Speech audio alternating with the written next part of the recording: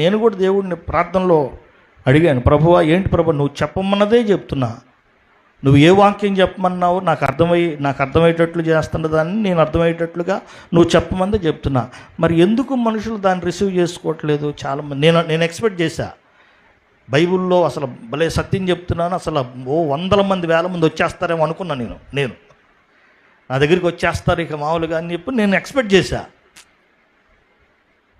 ఎవరు రావట్లా, వాక్యం చెప్తున్నాగా వింటున్నారు, కానీ వాక్యం వింటున్నారు, చాలామంది రాసుకుంటున్నారు, తర్వాత మళ్ళీ అసలు ఆ వాక్య ప్రకారం అసలు ఎవరు చాలా తక్కువ మంది.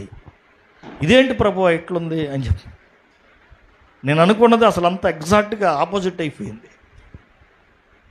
అప్పుడు ప్రభువు చెప్పాడు, నీకు ఓర్పు ఉంటేనే నువ్వు ఈ పని చేయగలవు. దేవుని నామానికి స్తోత్రం కలుగు. నీకు సహనం ఉంటేనే ఈ పని చేయగలవు.